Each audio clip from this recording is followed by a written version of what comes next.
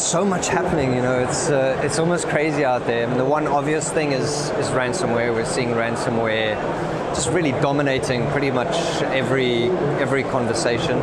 That's a big theme. Obviously the war in Ukraine has caused a lot of concern. We're watching that very closely. And then I guess more broadly, there's the issue of digital transformation and the threats, but also I think the opportunities brought about by the whole, work from home, connect to anywhere from anywhere paradigm that's emerging.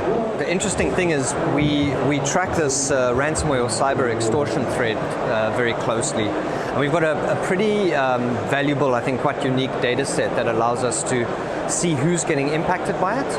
And consistently for about 2.5 years now, it's smaller companies that are being affected by cyber extortion.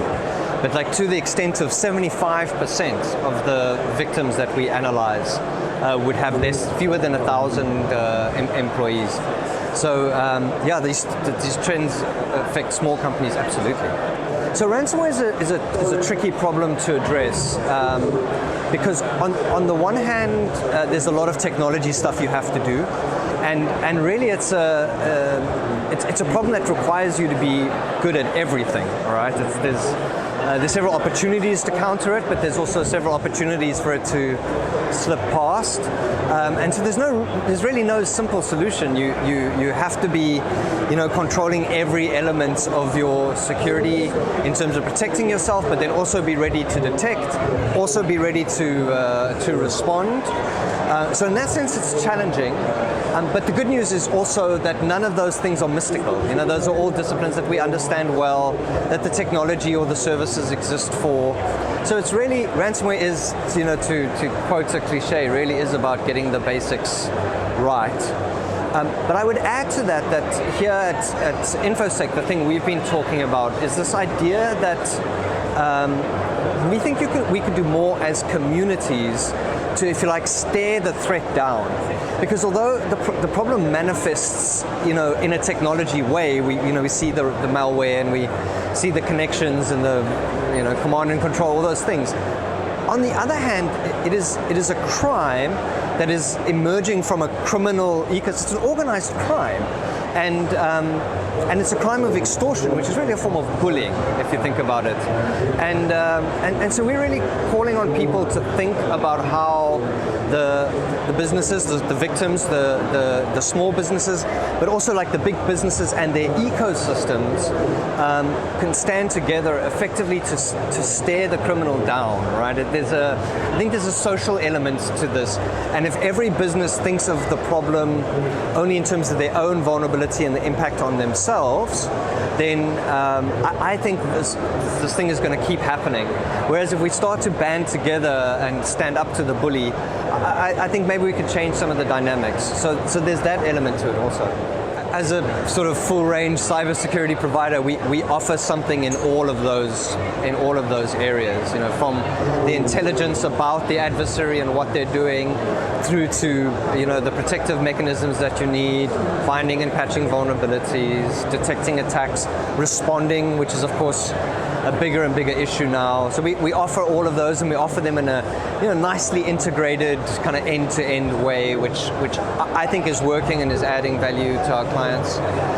But we also invest in understanding the problem.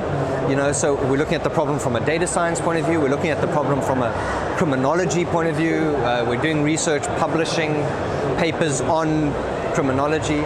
And we're having these kinds of conversations. And as I said, one of our calls to action is that we start engaging with our customers around this idea of community, in which the vendor has a role to play. We want to support our clients, but in which clients are also starting to back each other a little bit and stand together and develop this idea of sort of ecosystem-based security.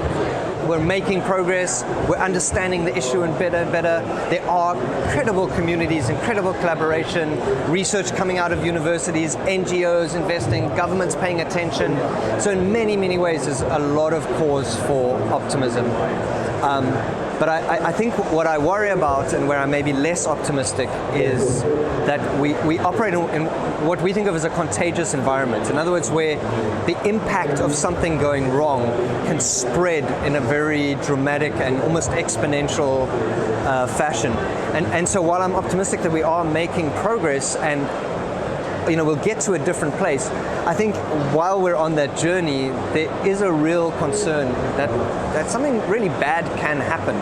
And not just in the sense that a few businesses had their data leaked, but that society can be quite fundamentally impacted, whether that's in finance or in healthcare or in the supply chain, that gets us our food, but also in the erosion of almost of societal values.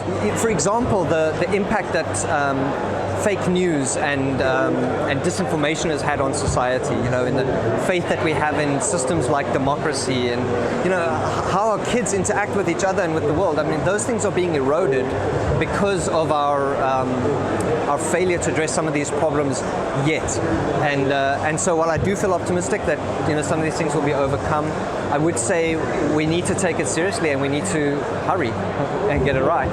So obviously we haven't been at Infosec for a long time. I'm finding it amazing. It's very exciting to see everyone, to see how much energy and sort of intellectualism and technology there is in this space. To connect as people, I guess for me is the thing. Because in the end, it's a problem that's affecting people, actual, real people in their homes, in their jobs, in their bank accounts, and it's problems being solved by people. And I think it's nice to have that community and feel that you're a part of something.